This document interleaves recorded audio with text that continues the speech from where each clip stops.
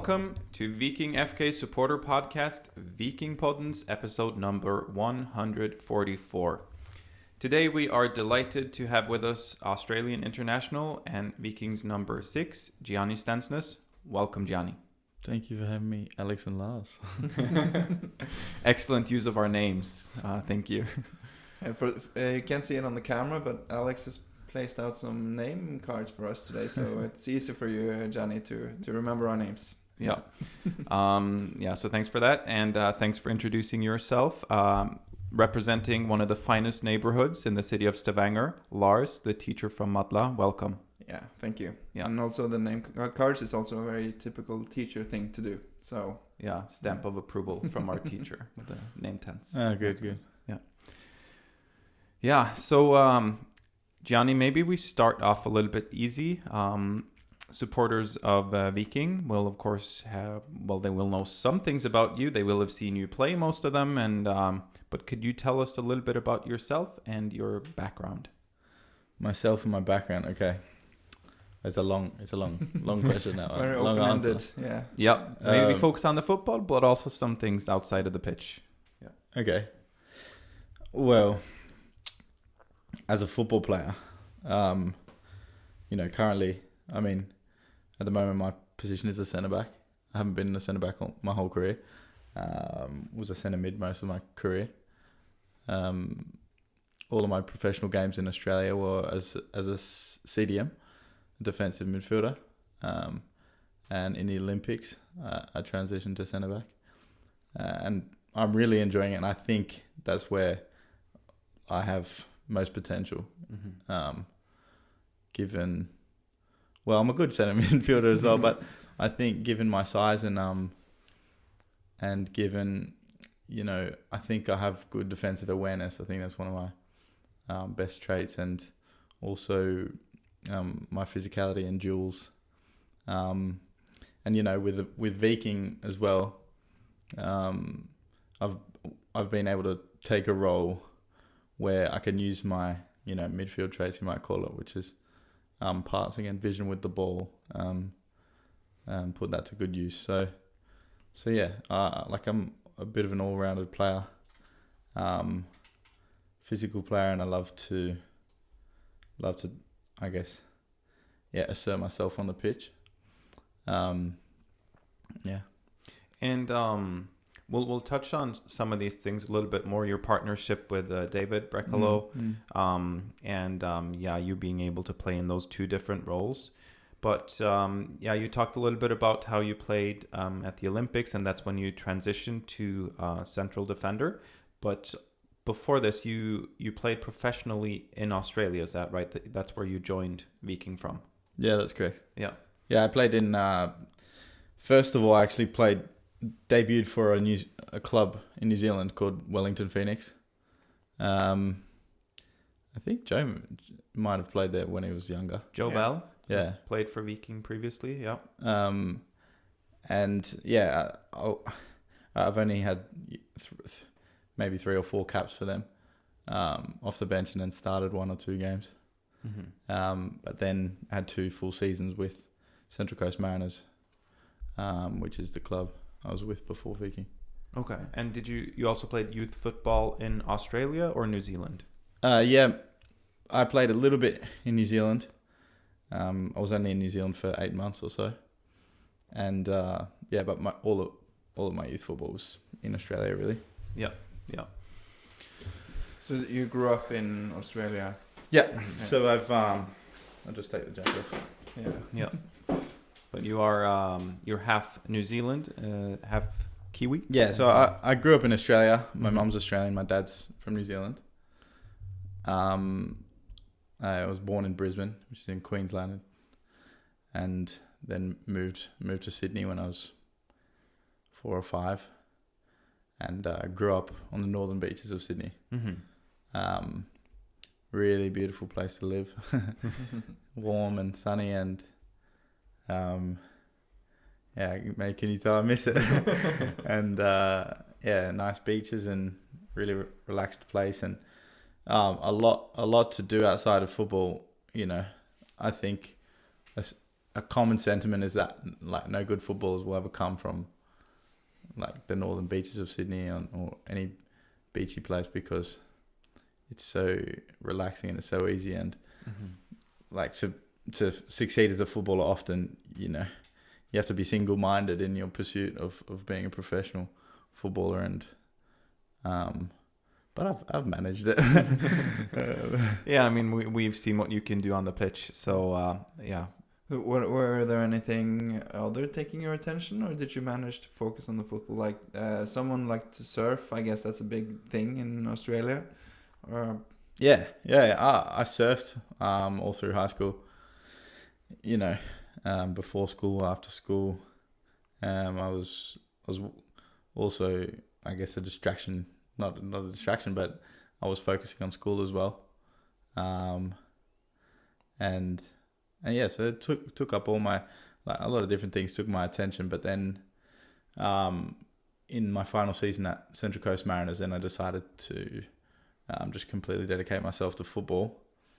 Because even after I graduated from school, I did 1 year of full-time study at University of Sydney, and then 2 years of part-time study. 1 year at University of Sydney, 1 year at University of New South Wales. So then I decided to drop that and just focus on football. Yeah. Live a slower, more enjoyable life, because I was running around trying to do two things at once. Right. I think that was a good decision. Mm-hmm. And maybe we'll jump straight to a question from one of our listeners. His name is Jan Godfrey, because like you've described this relaxing lifestyle, maybe not too relaxing for you with your studying and pursuing football in Australia, but then you transitioned to Viking and life in Norway. And Jan is wondering, what's living in Norway like compared to what you had expected, basically? I'm not sure if there was too many expectations. Especially like the decision was just based on the football opportunity to come to Viking, and but I actually lived in Sweden for a year when I was 16, so I knew what Scandinavia was like. I thought it would be similar, and it is. I think obviously there's some differences between Sweden and Norway. I was living in a place called Norrköping, and I was playing at Norrköping FK. So a decent sized city, a little bit smaller than Stavanger. Yeah. Yeah, I think it's probably similar. Yeah, maybe a little bit smaller. And it's been pretty much what I expected, I guess. But you can't really prepare yourself for the cold, dark winters, like psychologically, I guess. You can know that they're there, but you don't really know what it's like to live in them. Mm-hmm. Did you manage okay then, your first winter? Yeah, I did. I think, it's a very different lifestyle from summer to winter. And in Australia, I'd go to the beach all year round and swim and stuff. So the lifestyle doesn't really change in Australia from summer to winter. It's obviously colder in winter, and it's more enjoyable in summer, but you kind of do the same things all year round. And it's much more. You have to do much more things indoors, really, in winter here. Mm-hmm. So that was the main difference, I guess. Yeah, at least COVID is sort of over, fingers crossed, and you can travel a little bit, which is maybe helpful if you have a weekend off and things like that. To at least get some more sunlight farther south in Europe. Yeah, so. Yeah. At what point did you realize that you could be a really good footballer and that you could make a living out of it? Was that always the dream or plan? It was definitely, like, my dad thought I could be that before I did, and always told me I could, and told me I would. Told me I would be. So, and I guess like that slowly becomes your conception. I don't think there was a moment or anything, but definitely it was probably, now I think about it, in Wellington. So I kind of I was at Central Coast Mariners while I was at school, and when I graduated from school, I was kind of I was just overworked and and I decided to just leave football for a little bit. And then I went to like a more local club, just went down a level. And this was when I was, I was actually 18, I think, even turning 19. So, which is when some people like debut and start cracking it. And I was like, at that stage, I was like, you know what, I'll just go to university. I was so overworked. But anyway, I went to this more local club, semi-professional, not professional, and did well there. Then went to Wellington. I got an opportunity there, which was, train with the first team, which is a professional team, and maybe make your way in there. And then that was kind of like a football move. Like I moved there to play football, and then I think I really developed a lot in that year, got a lot better. And then played one game there, started one game, and I was quite good that season, even though I wasn't playing professionally all those games. But then I went to the Under-20 World Cup after that and did really well there. And so around that period, I was like, I could probably be professional. But then it's just a case of whether you get an opportunity. Like, yeah, I had the skills and stuff. And then even after the Under-20 World Cup, I had different offers, but I didn't take certain directions. And I came back to Australia, and there was actually, after a few months, there was nothing on the table. And I was like, oh, well, all right, I'll just go back to university. Okay. And then it was like, I didn't expect to actually be signed to Mariners. Because you said you had different offers and then you waited a bit? Yeah, then I had an offer from Wellington for 2 years, and then I said, look, I'd like to trial in Europe because the World Cup was in Europe. Mm-hmm. So I said, I'm going to stay over here. I'd like to trial in Europe. And then after a month or two... And this was the summer of 2019. Yeah.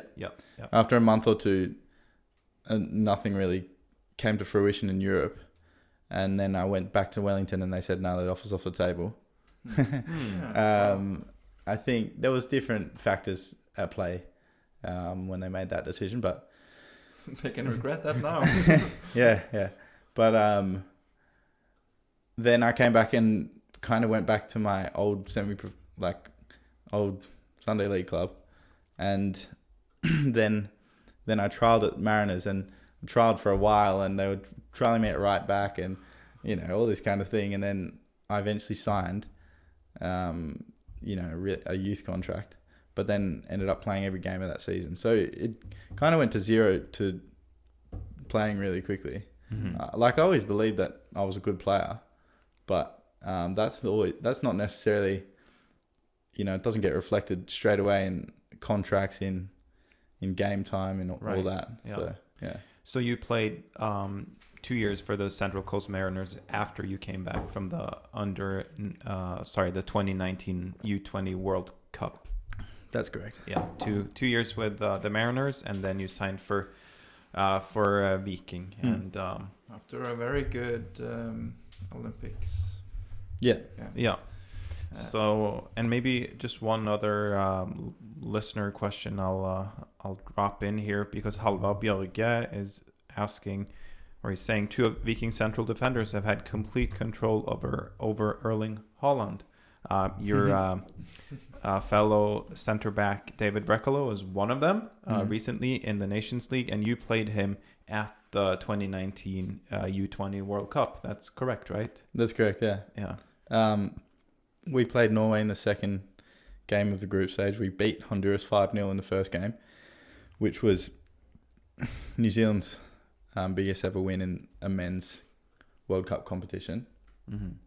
So solid win, 5-0. Yeah, 5-0. And then the second game we played Norway.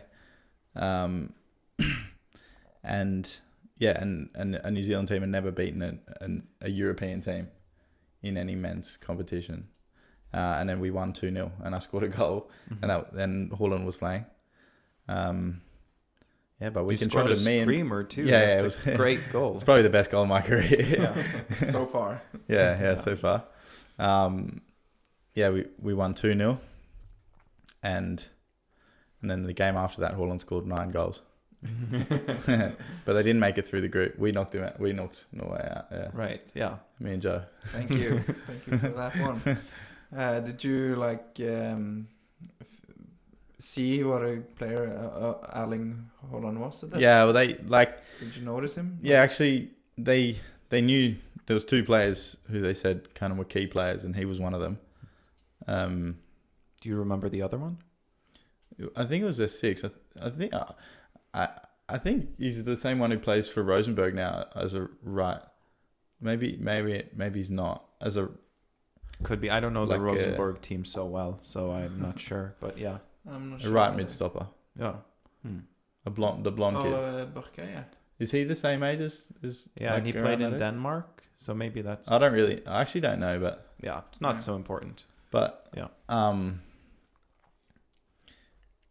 yeah, and we kind of scouted him, but we kind of had a game plan. Like, well, our tactics were really good, and we had a really good team that worked together, worked hard. Everyone worked hard for the team, and so we pressed them, and then assuming they would go long, and then as soon as they went long, Holland's obviously big and strong in the air. Yeah. Not the same player he is now, but like a centre back would go up in a duel, and me and Joe would come and crowd him from the other side. Mm-hmm. So it was difficult for him, and he didn't have so much success.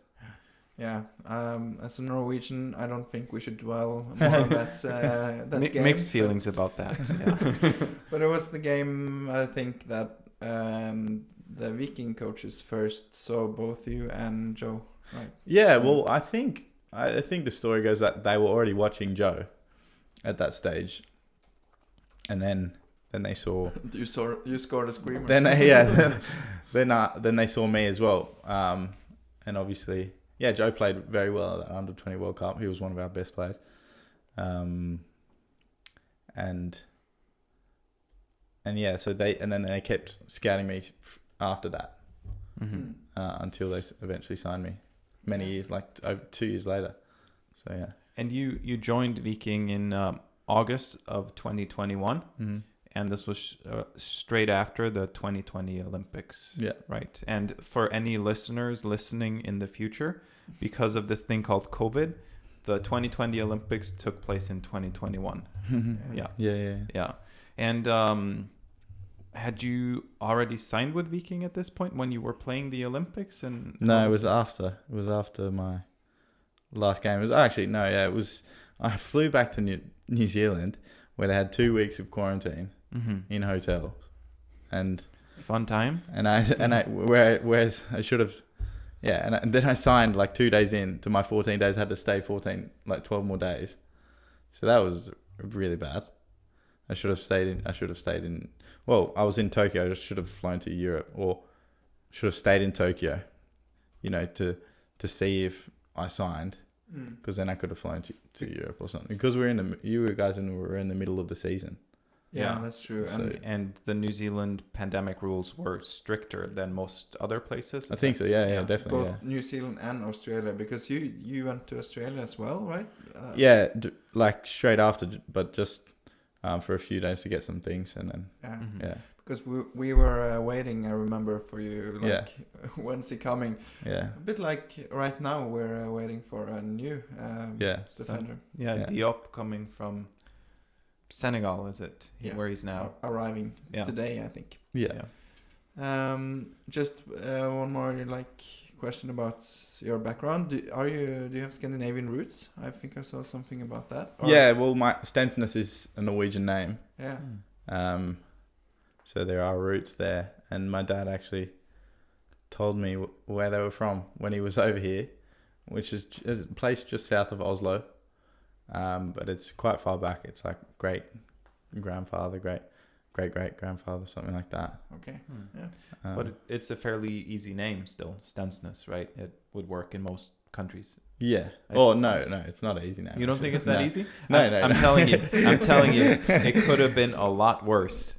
Yeah, There well, are it's lots of really names. funny. Like when my Australian friend come over here, and they just make fun of all these Norwegian names that they hear all the time. You know, See, but compared to this, Stensness is nothing, I think. So Stensness is easy. compared to what? Other place names, Ödemarksbakken, are just something that comes to mind. You know, they're Yeah, Or your name is not Reinhardsen is my name. Try Yeah. saying that to Ray- foreigners. So- Reinhardsen. yeah, so, exactly. Yeah, So. so no, you've been blessed with a good last name. It's cool. I think there were many players in that New Zealand team with cool names, like easy and cool, like Joe Bell, Gianni Stensness, Liberato Cacace, Elijah Just. I just think it sounds really cool. Okay, moving on, Alex. Yeah, just one more question about the transfer and everything. How instrumental was it that Joe Bell had already signed for Viking? Well, he definitely put in a good word for me. So, but I'll never know how. But how was it much that important for influenced. you? Yeah, was it important for me? Like, I probably would have taken the opportunity up anyway. You know, the decision's based on a lot of things, and mainly it's based on the football opportunity, and that's what the club is like, what the league is like. You know, if the league is like a developing league where it's not a dead end league, you know, Norway sells a lot of players to bigger leagues. Right. Yeah. That's kind of the football aspect of it. But yeah, it was nice for Joe to tell me the more personal aspects of it, and know that he was there. So that definitely made it more comfortable of a move. Yeah. Right. Yeah. And yeah. As mentioned, Joe Bell did come here before you, and he had to struggle with basically the whole of the pandemic, and you signed at a better time. So we're hoping it's a more comfortable stay in a way with a little bit more freedom. So You went kind of quite quickly into the side as well. I remember you came and there was some talking about not being ready for a full season yet, but you were thrown into a tough game against Rosenborg. Yeah, Rosenborg, and now we were up, and I just was thrown into centre mid, which is fine. Yeah, I loved it. Yeah. And we won that game. Yeah, So yeah. great start.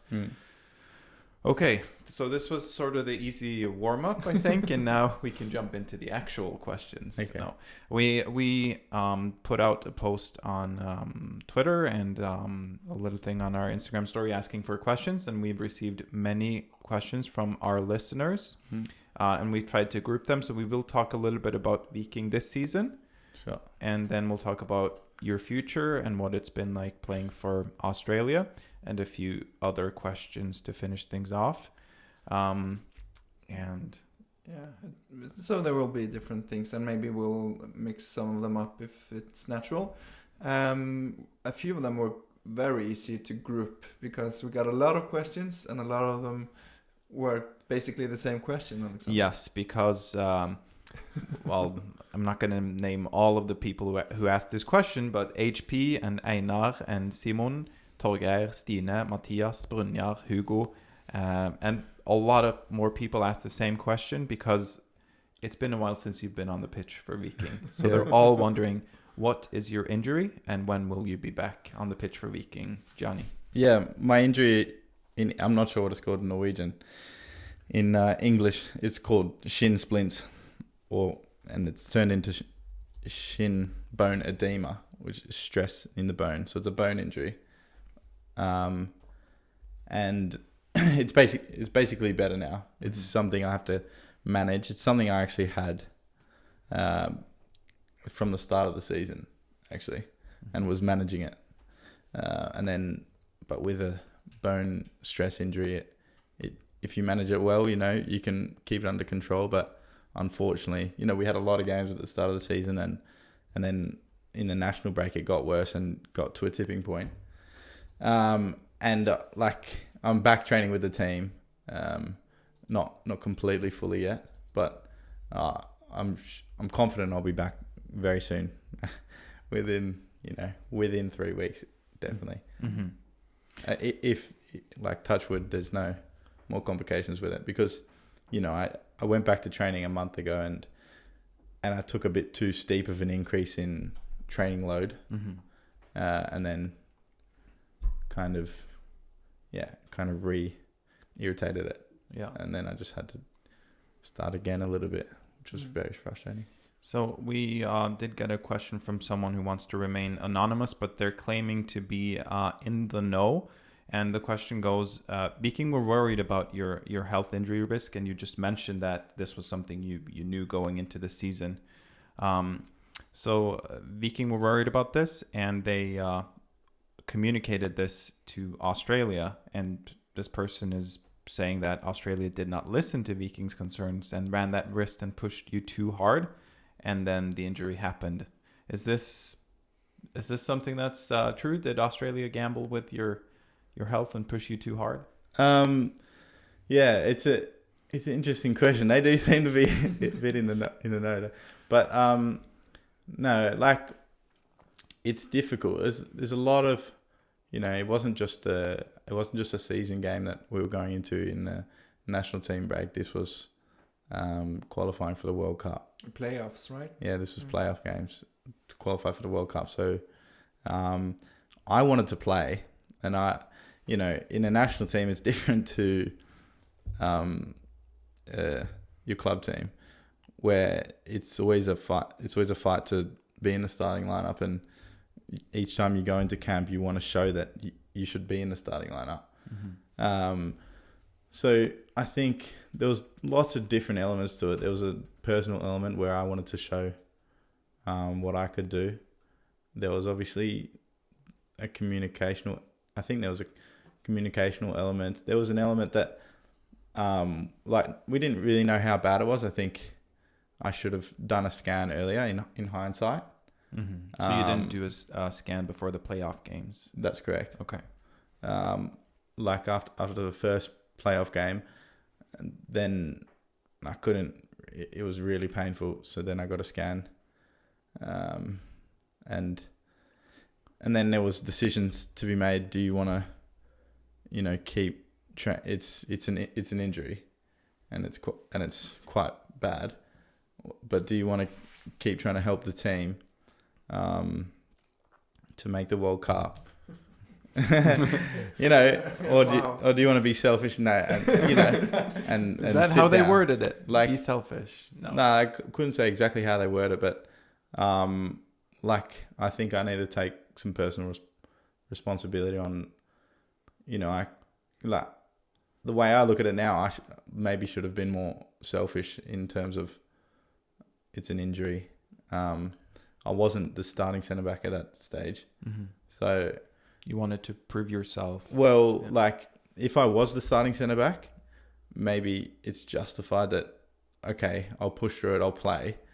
But seeing as I wasn't the starting centre back, I shouldn't have trained. There was no point because I wasn't going to play. So there's different elements to it. And there's a lot of pressures from different sides. But usually, mainly the pressure comes from me, and I just want to play. Right. Do you think that if these games had been friendlies and not the playoffs, do you think you would have taken some time to recover and not trained instead? Possibly, yeah. These hypothetical questions. Yeah, you could never say you could never really say what you would do. Yeah. But yeah.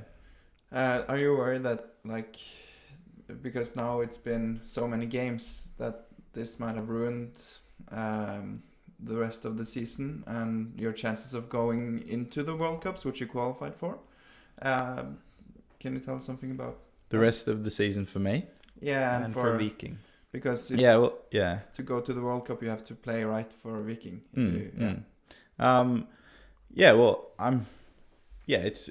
It's unfortunate, and it's unfortunate that I couldn't contribute more this season to Viking, and it's unfortunate we didn't continue our really good form at the start of the season. It wasn't just me that we lost. We lost Veton and Sebulonsson as well, and I've lost track of what I was. Yeah, no, but it's there are several things affecting Vikings form. Yeah, I think is what you're saying. But in terms of my season, it's definitely a big bump in the road in my journey this season, and ideally wouldn't have had it, but it definitely I definitely still believe that I can go to the World Cup, and that I'll play well when I do play, and then I can get enough games in to impress enough and to have enough fitness to go to the World Cup. So that's okay. And I'll add another thing. I'm usually good at the start of the season, and in pre-season I feel fresh and good. So hopefully, I'm really confident that. I mean, I've been training and I've been feeling good, and confident that I'll be good. Because it's been your last game for Viking was in May, right? Or in September now. Yeah. Has it been tough? Have you been able to keep like your spirits up and? No. Well, it's been very tough. I haven't been able to keep my spirits up. Okay, good. Good answer. Like motivation goes up and down. I think when I first got the injury, I didn't think I was gonna be out for so long, and so I was really motivated and watching the games and really wanting to play. And then I don't know, after a couple of months, and it still seemed like it was far away, and then I just it was really difficult, and it just kind of lost a lot of motivation. But some boys in the gym sometimes ask me, how do you what do you do when you just don't have any motivation? And I just say you just train, you just that's what the dedication is about. When you don't want to do it, you still do it and still work your hardest. So,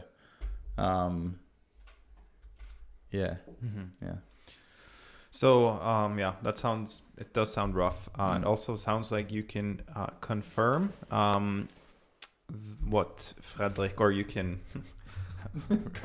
not confirm this, but anyway, Fredrik Koimander is asking, he's suggesting that you made a move on the daughters of one of the coaches, and that's the real reason why you're out. So it sounds like that's something you can deny, that this is the case. I think the daughters of Morton, they're really young. So I can definitely know that, and I wouldn't do that anyway. I made that sound I think that's Fredrik trying to be funny here. So that does sound rough. Has the most annoying part of being injured being questions from guys like us asking, when will you be back? Or has there been a lot of that? There's been a lot of that, from different players, friends and podcasters and all sorts. But it's not really annoying. I guess it's just part of it. Paul Jäger Jacobsen, he wonders what has been the most frustrating thing to see, and I know he's talking about Viking, the team, while we've been on the sideline. Well, coaches say this a lot, and might be the thing. You can get frustrated for players not playing well, or chances missed, or mistakes made, but at the end of the day, the players can't control it. They're always trying to do their best. They're not trying to make mistakes, miss chances, play poorly, which when we put in a lot of good performances this season. But I think the hard thing is usually our team works hard, but if a player's not working hard or not putting everything into their performance, which is not usually the case, and I just feel like yelling at them because on the pitch, if I'm playing, I guess, and Beton was big on this as well, was telling people to work hard and leading the team, and so I guess that's always a frustrating thing. Not that it happens much, but it's tough to see the team lose. It's tough to see the team lose, it's tough to not be able to help them. Yeah. So is it so that the biggest reason for their lack of form is you missing? No. Nah, I can't say that. Because Paul also wants to know, what do you think the team needs to improve on the most? Or what are you working on right now? I've been in the gym, and I've been in the gym, so I haven't been out there with the team so much working on these things. And I think I've probably purposely, if it would be more frustrating if my head was in that 24/7 as well, while I couldn't play. But we did an analysis, and we've let in more goals in the second half of the season. And I think we've scored less goals. I mean, there's a lot of different areas, I guess. A lot of different areas. I couldn't say one thing, I guess. Okay. Yeah. We're gonna move on to some different questions and not spend too much time on the injury, but a couple more questions before we do. Jesper Emerstein is asking, what triggered your injury? You said you had it going into the season. Is it something that just develops, or is it something that's triggered? Yeah, I think there's a lot of different physiological elements to the shin splint injury. The Viking Stadium pitch is a hard AstroTurf pitch, and so the injury is mainly due to impact on the ground. And so the impact through the shin. It's also due to running dynamics and the way the foot moves, and tight calves, and flexibility in the ankle, and flexibility in the calf and hamstring. So there's so many different things that go into it, and that's what the physios are there for, and that's what I've been working on for the last 3 months. Right. So I don't get re-injured.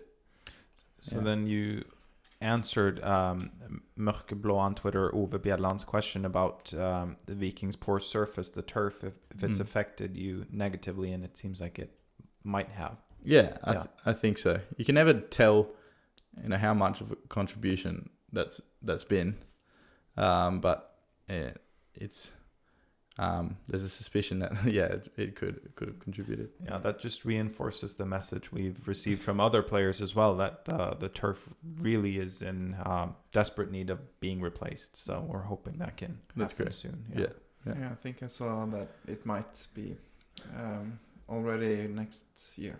There will be a new surface. That's good. Hopefully.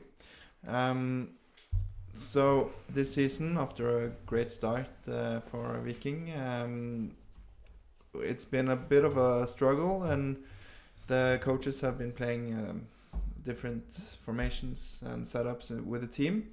Lars Aksnes wants to know if you prefer 3-5-2 or 4-3-3. It's quite a difference for a defender, I guess, those two. Yeah. I personally prefer a 4. Yeah. I like the responsibility of being one of the two centre backs. Maybe it's because I haven't had so much experience in a back five. And there's a lot of nice things about being in a back five that the two side mid stoppers can have more of an attacking role. But yeah, that's my personal preference, I guess. But I'm fully behind the coaches in their decisions. Often the tactics of the game require the opposition who we're playing. It's best to play certain formations. So yeah. So you prefer back four as one of the central defenders. Sigurd Onstad is saying that Viking just signed another defender coming right now as we speak, probably to Stavanger, and wants to know what position do you prefer now, maybe linked to the next question from Egil Ellingsen as well. Do you think there's a chance you'll be a midfielder? So does this new signing affect your position preference? I don't think so. No, I don't think it does. I think I'm going to be a right side centre back. Yeah. Okay. But if it's needed, you will be ready to step in, play midfield. Yeah, but there's been no indication that Okay. would happen. Yeah. Has there been I'm so sorry. Has there been any indications on like him coming in that you will be a back five with him in the middle and you and David, or if you know what I mean? Like, Yeah, nah, we haven't talked about it at all. Okay. Yeah. It'll be exciting to see. So I guess. maybe they want to see the new player in training, that Yeah, kind of thing first. Definitely. Yeah. Exciting. There's exciting times coming, and already in a few weeks we're having a cup game against Kristiansund in Stavanger. Paul Jacobsen wants to know if you think we can reach the final and win it, and he would like to give us your answer as a percentage, how big a chance it is. Well, like given it's difficult because the final's going to be next year. Isn't this? I think this is the last cup game for this year. Is it? True. Yeah. Yeah. So I can only really say that I like the chances of winning this game, and then next year you never know what could happen with the squad. But having said that, I think it's 99% chances we're going to win the cup. No, I'm just kidding. There you have it. No. Nah, I couldn't give a percentage. Of course, I go into every game, doesn't matter who it's against, believing that we can win. So at least more than 50. Yeah, of course, yeah. At least if you're on the pitch, right? Yeah. Very good. One more question here about this current season, because we did sign a new assistant coach before the start of the season, Ole Martin Nesselqvist. What is new after he joined Viking? Have you noticed difference, and is there any different in how you train with the new coach that has come in? Yeah, he's taken the role of set piece coaching and also opposition analysis. So analysing opposition teams and working out how we're going to beat them, what are their weaknesses and stuff.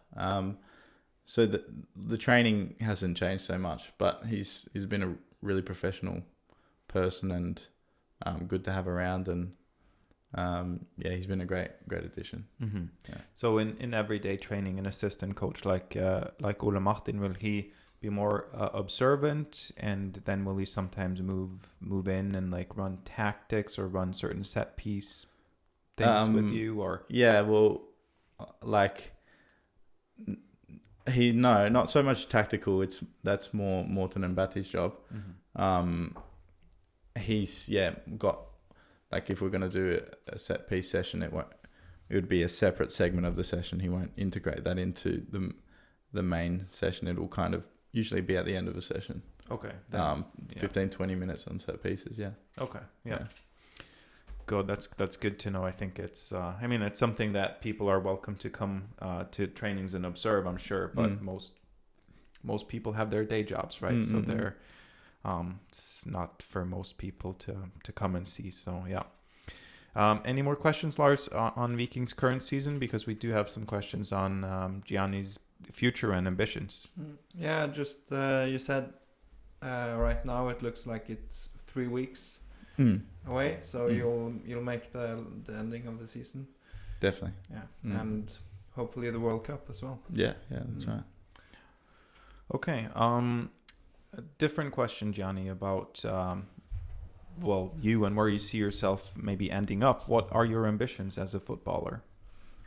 I have big ambitions as a footballer. Like, I'd like to be a starting player in one of the top five leagues. It would be beautiful to play in England. I think there's also an attraction to play in like Italy or something like that. I think that's not the next step after Viking, but that's my ambition, just to play against the best in the world and be in the best. Yeah. And it's cool going from Norway with the Norwegian last name, Stensness, Yeah. going to Italy with Gianni. Oh, yeah. That's, That's right. It works. It does work. And you have a middle name too, Yeah, Ryan. Ryan, which is English maybe. So, Yeah, I think it's you maybe. have the career path. Yeah, yeah, that's right. I think maybe it's Scottish or something. Yeah. Yeah. So if the sky's the limit, what would be your dream club to play for besides Viking? You've already achieved this, so yeah. Yeah, Viking was my dream club, and then I don't really have a dream club, I guess. I really loved watching Barcelona. I never really it was just always, it was on the other side of the world, and I don't know, when you're a kid it's just so far away. I never really imagined playing for Barcelona. I was always just into playing for Narrabeen, my local club or whatever. So yeah, I'm not also I don't really support a team hardcore, Mm-hmm. So. But how about a league then? You mentioned England, or do you have another favorite league? Oh, of course. England's obviously the best league in the world. So that would be amazing to play there. But I think it would probably be nicer to live in Italy or France or something like that. Agreed. I'm only in Norway myself because of family and because I grew up here. So I support that fully. Moved to Southern Europe. Yeah. And yeah. But not yet. No, not yet. Yeah. Bjorn Ramnos has a question. He's asking, what do you think when you see the players making up the bench at Brøndby? Has this made you more skeptical to leave Viking? And I added for what would be a sideways step career-wise.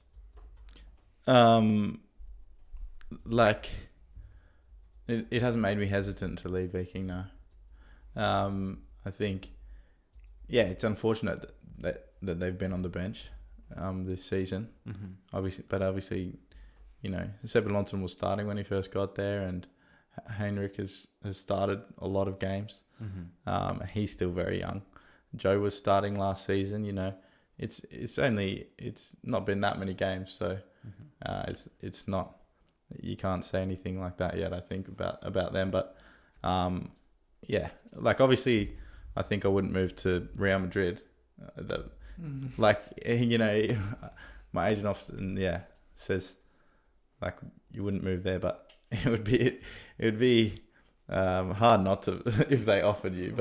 But you couldn't really see yourself playing many games at a massive club like that. So a step has to be kind of the right next level for you, so that you do play. And I think this is what also Bjorn is getting at, because we also support Viking, so naturally we want the best players to remain at Viking. But if you in a year or two turn out to be a Real Madrid level player, we know that we're not going to keep you. But we're also a little bit sad to see players make that sideways move to Denmark, and also I think you know what you have where you are. Why make this sideways move where you don't even know if you're going to play? So is that something you think about? Do you think? Well, I don't really think it's a sideways move. I would say it's a slight step up. They play in Europe consistently, except now. Yeah, they're struggling now though. Brøndby, they're 11 points in 10 games. Yeah. Yeah. Well, they've had a bad start to the season, so. But I guess and if you look at the last 10 years or something like that. That's true. The best midfielder in the Eliteserien last year is on the bench for the team on third to last place in Denmark. So I don't know. Yeah. Maybe they should put him in so they can win again. Yeah. It's a shame. It's a shame. And it's a massive club with a massive following. But I agree. But it's not an obvious step. Up. It would be to go to Italy is a giant step. To go to Netherlands is a step up, and also Denmark probably, but it's not that obvious, at least not for us. The Norwegian league is rated higher than both the Danish and the Swedish league. So for us, it's maybe if it's a money thing, and but I think that hasn't been the case for many years. No, that's probably true. When is that? When does that happen? I think that was only very, very recently. As of last year, maybe. The Norwegian league. Yeah, I think it's. But they've always been competitive. That's true. We had in the 90s and early 2000s, I think we were rated much higher. But I don't know the details of this. But I know this right now. Yeah. But I'll give you that, Gianni. Like Brøndby, obviously they've had success in Europe in the past, and from what I know, I don't follow Danish football that closely. They have always been up there, or at least the most recent years. But we're hoping for you and for other good players at Viking that if you are to make any steps, that it be a bigger step than going to Denmark. So I would love to see you get your debut in the Netherlands or something, or farther south because of the climate. So Thank you. And also have to remember that it's like the competition between Denmark, Norway, and Sweden is like brothers. So it's we always want to be the best, and we are, and we shall be of course. So we've talked a bit about this already, but shortly after your arrival at Viking, you made the decision to change which country you would represent. After playing for New Zealand at youth stages, which also the Olympics were like under 23s, right? You were going to be an Australian international. Can you tell us a little bit about the background and reasoning behind making that switch? Well, I'm really I'm an Australian. I've grown up there, and you know, most of the people that, you know, my brother and dad live in New Zealand, but my mum lives in Australia, and all the people that I owe most of my success to, you know, through school, different football teams, all my friends, they're all from Australia, and I think that's the country I'd want to make proud. So that was the main deciding factor. Was it an easy choice to make? No, because, you know, I loved New Zealand, and I owed a lot to them. Going through the Under-20 World Cup and the Olympics and those kind of competitions put you on the world stage, and, you know, get your name out there, and were big parts of getting football clubs to know who I am. So and it was, you know, especially in Japan, where we were just with the team for so long, and, you know, you really like the coaches and everyone around the team and all your teammates. So and I know, one of my best friends in the New Zealand team didn't talk to me for a while after I, you know, made the switch. So yeah, it was difficult. It was really difficult, but it was. I've grown up in Australia, so I think that's where my loyalty lies. Really. Yeah. Were they fighting for you? Were like New Zealand and Australia wanting to have you in there because you didn't have a full international cap, right? Yeah. It was under youth football. So were they both in competition? Yeah, definitely. They both wanted me to play for them. Yeah. BM Jensen at Knukur on Twitter wants to know how was the atmosphere between you and Joe Bell after you declined to play for New Zealand in favor and Australia? Yeah, it was fine actually. Joe was really good about it. Nothing really changed between us. Nothing really changed. So I think my other friend was, I won't give his name out, was, you know, the most upset. But yeah, Joe was understanding. Joe was very understanding. But probably wanted to keep you playing for New Zealand. Of course, yeah. Maybe then they would have been in the World Cup, and they didn't make it. They lost the playoff. He also wants to know, how was the atmosphere between you and Joe Bell after Joe declined to play for Viking in favor of Brøndby? I fully understood it. You know, well, he had a lot of. You don't talk to him anymore, right? No, yeah, I do talk to him a lot, and I thought, you know, there was a lot of talk about him going lots of different places, and I was just happy for him that he got a move that he was happy with, and to a nice city in Copenhagen. And I know you guys have talked about it as a sideways step, but I think it was a good move for him, and he's the person who's done the thinking about it and all that kind of thing. And there's not just and Viking don't pay that well. No, that's true. Also, it's okay to think about the money, and you're not all making millions, right? So it's not like you're choosing between one fortune or the other. So money talks as well. And Copenhagen is almost as good a city as Stavanger. So. That's true. It is a fun city, Copenhagen. Yeah. So well worth a visit, but you don't need to move there. So yeah. Håvard Helge has a different question. He wants to know, who was your favorite Australian footballer out of Harry Kewell and Mark Viduka? I think Harry Kewell, playing for Liverpool. Mm-hmm. Yeah.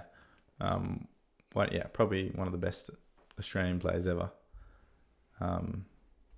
Obviously, even though I'm a centre back, I like to see goals scored. So definitely. Mm-hmm. Is there another Australian footballer that you've looked up? Well, actually, I've read one of the first book that I read was written by Mark Schwarzer, the keeper. Oh okay. Yeah. I can't actually remember what the book was called, but I really, really liked it. Mm-hmm. I was in love with it, and my dog actually chewed it up, just destroyed it, and I was so upset. But so I owe him a thanks for writing that book, I guess. We did actually get some questions, and for being a great goalkeeper. Yeah, true. Yeah, for both.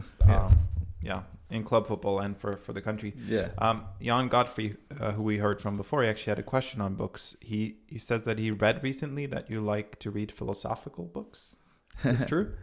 Like I go through different stages, and I like to read.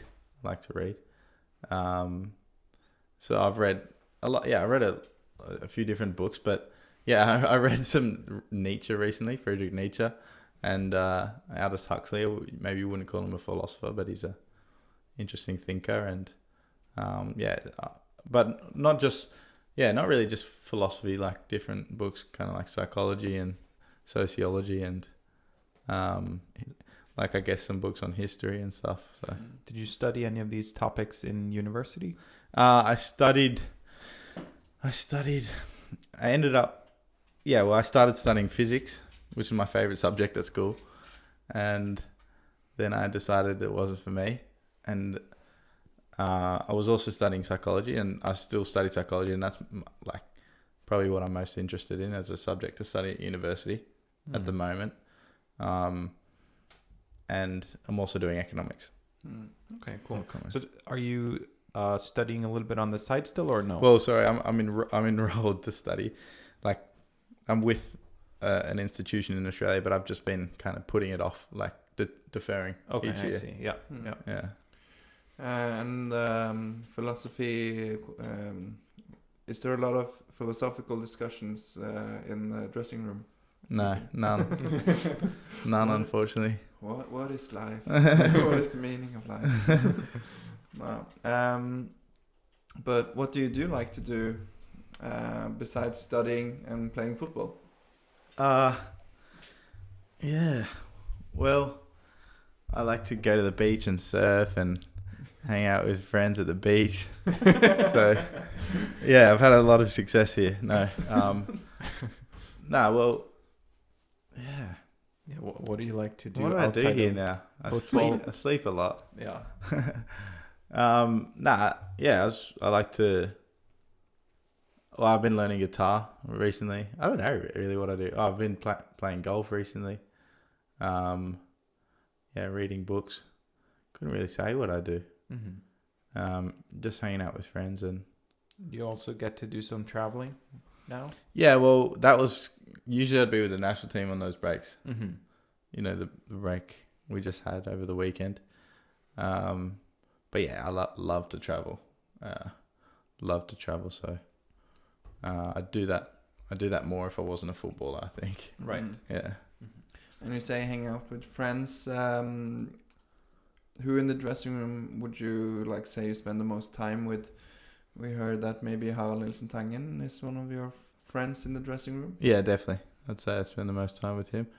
I really like Niklas as well. I mean, yeah, there's a lot of good boys in the dressing room. It's a big group of us who play golf together. So, yeah, it's nice.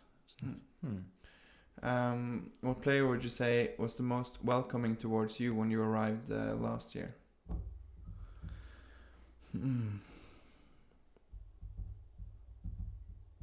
Well, Joe. Well, obviously Joe and I knew each other, so hang out with him and go to his house and place. I think Harald was very welcoming to me. But also, just helping me out. I think Vilja and Bjørsel, they're both really welcoming characters in the dressing room. Yeah. How about yourself? After you arrived, there's been a lot of new players coming in. How do you see your role in when new players come in? Do you see that it's your responsibility, or do you do something special? I don't know if you, yeah. Yeah, no, definitely make an effort to try and make new players feel welcome, especially when they're international players. It's always a shock to the system when you move it a new place, and it's nice to have people making an effort to get to know you or help you out. So yeah, I like doing that. So that's what I do. Is there like a like a buddy system? Is that what you're wondering, Lars? Or no? Okay, sorry. But you can answer that first. Yeah, is there a buddy system? Is there someone designated who's taking care of a new player, especially a new international player moving in? So each time a new player comes in, after lunch, I hold his hand downstairs and I say, "Come on." I'm just kidding. No, there's nothing like that. Really. I've had that. I've had several jobs in my career, and I've had a buddy to take care of me. So I don't know. That's been nice. Yeah. It's also when I play Football Manager, and then you can ask the players to can you please welcome this new player specifically? Right. Yeah. Nah, it's all natural and genuine, I guess. But maybe language plays a role sometimes. I mean, you had a French-speaking player on trial, that kind of thing, right? Or was it? Yeah. Yeah. So, the question I was going to ask, let's see if I can remember. Yeah, is there groups in the dressing room with local lads and internationals, or do you mix it up? How is that working? Because you are a lot of players. Yeah, well, I think there's not really groups in the dressing room. It kind of where you sit determines who you talk to a lot. You don't really talk to people on the other side of the dressing room. Yeah, because you have designated spots in the dressing room. Yeah. But there's not that at all, really. I couldn't say. I guess the only split really in all the dressing rooms I've been in as well is just the old lads, the older and the younger lads. But it's not really a split, No, because it's not there's a 5-year gap, right? Yeah, it's fluid. So everyone gets along and talks to each other, and Yeah, well, it's good to hear. Runendal Fitjar has a question. He's wondering if it's sometimes unclear if people are talking to or about you, with the name Gianni, or Gianni, Jan Erik Døland. Yeah, every now and then he gets confused, but it's not a big thing really. Okay, so most players have good diction. Yeah. Run up. You have to go on those runs on the side, Gianni, and then you go from your center back up on the wing. Well, often people call me G. Okay. As well on the football pitch. So that makes it easier. Yeah. Okay. Well, that's good to hear. That's good. Yeah. Stine Voster has a question. Do you have a cabin in Sealdah? No, but a friend of mine does. Okay. Okay, maybe she's seen you there. Huh? Maybe she's seen you then. Maybe, yeah. Because we don't normally get that question. No. Not something we ask everyone, but Stina had that question. Have you been looking into buying? Have you fallen in love with snow? Well, I like the snow, and I love the nature. Actually, that's probably the thing that's I think's most beautiful. Like, I think if I had a chance to, find a place to live again in Stavanger, maybe it would be closer to a big space, like a big forest or something, or like Because you live pretty central now. Well, like I live in Grasholmen, which Is is in Hundvåg. Mm. But yeah, I love the nature, and it's definitely something I want to do more now. Just go for walks and hikes and kind of thing, even though it's getting cold. But I love Sealdah, but I haven't been looking to buy. No, I haven't been looking to buy. As you said, you don't make that much in Viking. Yeah. Do you play FIFA? No, I've never had a gaming console in my life. Okay. Yeah. Wow. Oh, interesting. Is that something? Because now someone are wondering, because there's a new FIFA coming out these days. Is that talked about in the dressing room, like your ratings and stuff? Oh, ratings. Nah. It's never talked about actually. Okay. Yeah. We can have a look at your ratings after and Yeah. see if you agree. Yeah. So yeah, but that's good then. So like, the best players won't come in with their like printed cards. Look, this is how good I am. Yeah. Wow. Yeah. Yeah, we mentioned Australian players a little bit, but do you have any other players you look up to? Yeah, well, I guess I used to watch a lot of Ronaldinho highlights. He was something else. And Cantona, yeah, all the big, the big players, and yeah, I used to watch a lot of Barcelona as a kid. How about as a player? Do you have any like role models or someone you look to learn from specifically? Besides Ronaldinho?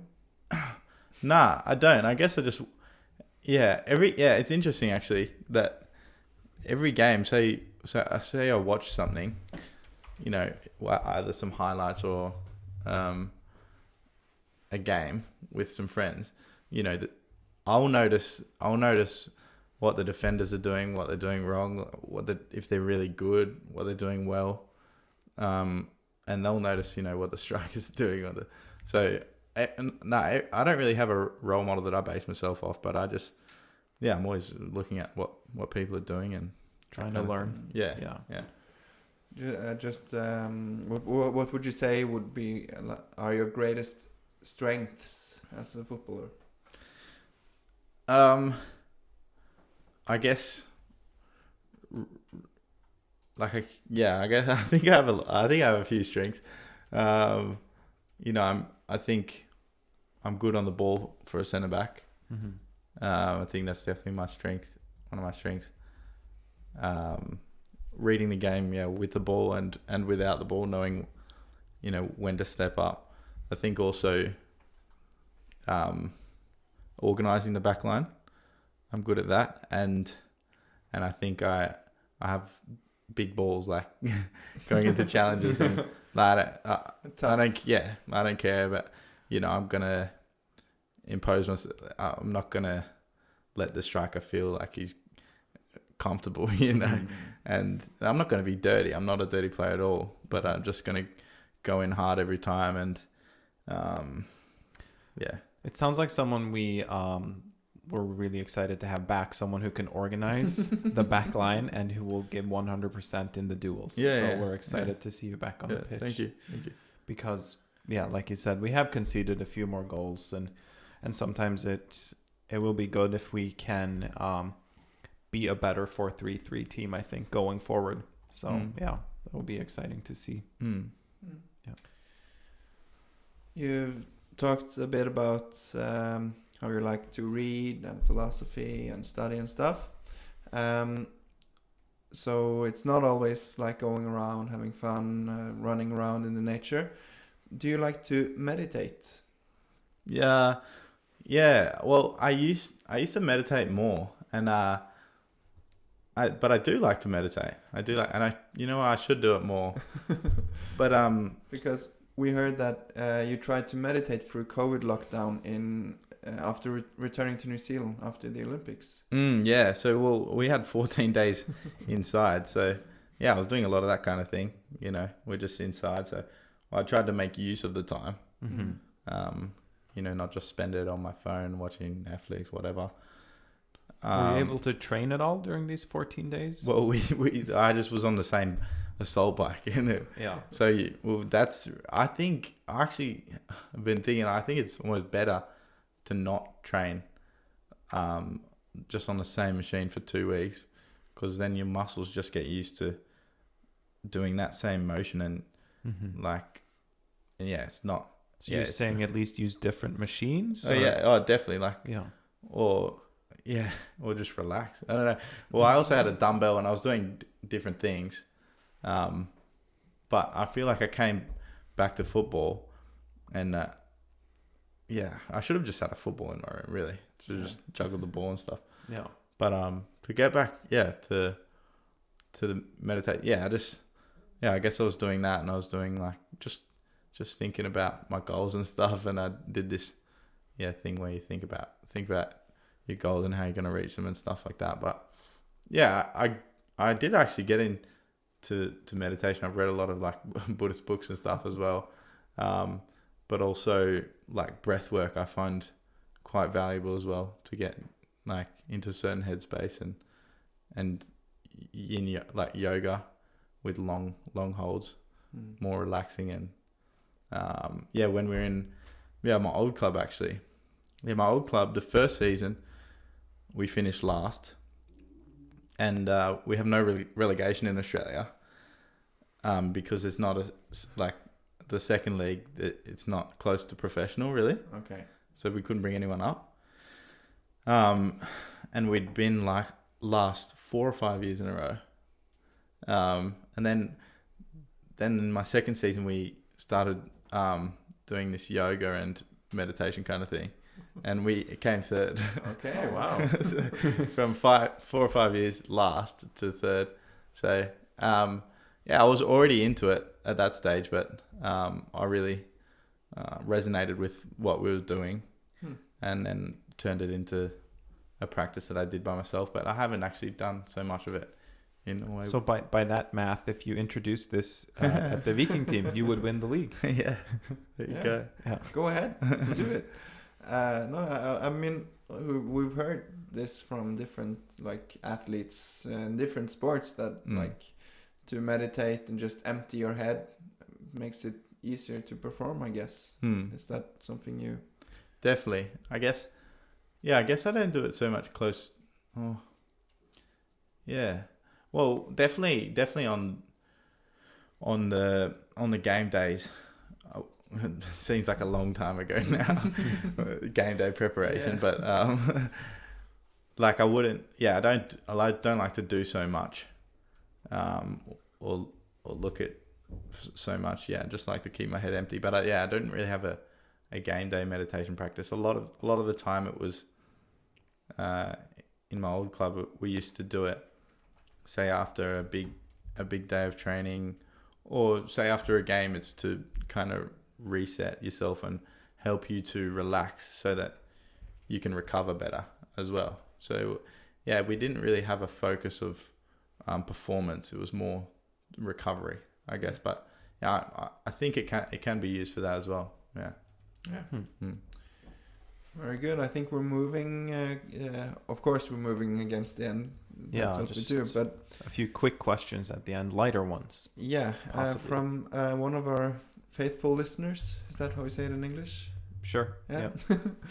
He doesn't want us to say who he is.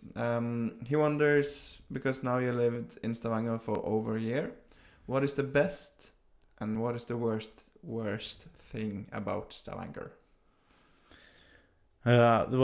Just from our conversation, I guess that the best thing is the nature around, which I think is beautiful. Best thing about Stavanger is what's around it. Yeah. No, but it is. Yeah, Well, it's like, yeah, fair it's enough. geography. It's better than answering Pepsi Max, I guess. That's Joe Bell's answer. Really? Yeah.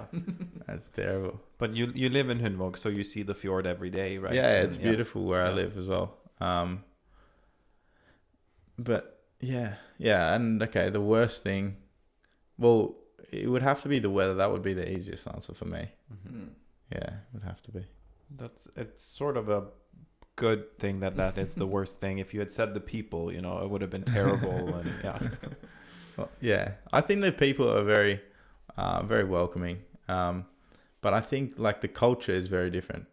And I think what I realized is that like the weather creates the culture, and what people do, it determines it a lot. Because if it's so cold and dark, no one wants to go hang out outside, and it's more insular. You just go home, and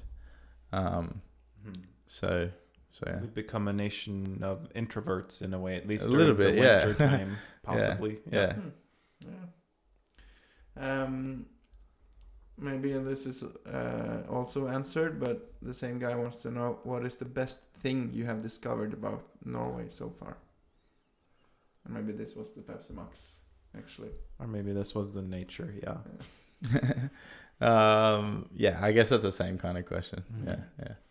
A little bit more specific question. Do you miss a good barbecue, or has it been easy finding something comparable to what you have in Australia, in Stavanger? Well, I haven't really changed what I eat, actually. Well, actually, in Australia, chicken, beef, and pork, they're all everything's much cheaper, but they're much cheaper than they are at the Norwegian supermarkets. But fish it's crazy that fish is almost cheaper than the chicken and the beef. So I'm eating probably more fish. And yeah, I guess that is the thing that I would have introduced more to my diet here. Yeah. So that's good because it is Salmon. healthier, I think, Yeah. than the red meats, at least. Yeah. So Yeah. Very good. Do you have a favorite musical artist? Well,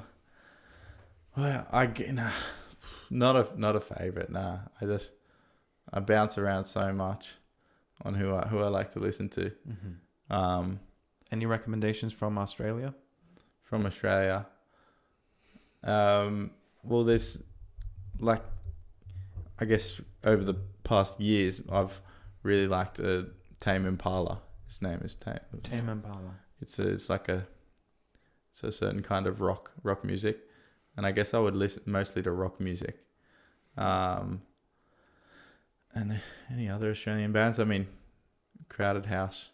I mean, I would have to look on my Spotify, but yeah, I like so much music. I wouldn't say who's my favorite actually. Yeah, So well, those are two recommendations for people to check out. So Pink Floyd and Led Zeppelin actually I really like as well. These are good size bands. I mean, Yeah. very good. Last question. Is Kiwi your favorite grocery store? No, I don't have a favorite. After you changed from New Zealand to Australia, you stopped shopping at Kiwi? Nah. Yeah, I just try to find the cheapest fruit. yeah, don't we all? That's Yeah. something we have in common for sure. Mm. So that was our last question, Lars. I think so. Anything you want to add at the end here? Nah, I Johnny? think anything we should have asked that we didn't? Nah, I think we. Yeah, that's a question though. Go. But what if you were a guest you had you as a guest in your own podcast? What would you ask yourself? Well, I'm pretty sure I've asked all the questions to myself. I don't know. I don't think I would ask myself anything. It's a confusing question. Philosophy there. That's too deep, Lars. We need to maybe scratch that. Right, it's something that I would want public though. I don't know. You can let us know. I should have thought about that one. That's okay. So, thanks so much for coming, Gianni, and thanks to everyone who sent in questions. That makes this much easier, and I think it makes for a more interesting episode. So thank you to everyone who submitted questions. Vikingpodden will be back on both Saturday and Sunday. Saturday for the women's game, so that's the 1st of October 2022, and on the 2nd of October you play Ålesund away. Will you be traveling, Gianni? Or will you... Undecided, yeah. So possibly in Stavanger or maybe up in Ålesund. So we will at least be doing an episode after the Ålesund game, and then interviews in social media after the women's game on the 1st of October 2022. So that concludes it. Yeah. And then we will finish, as we always do, by saying 1, 2, 3. Heia Viking!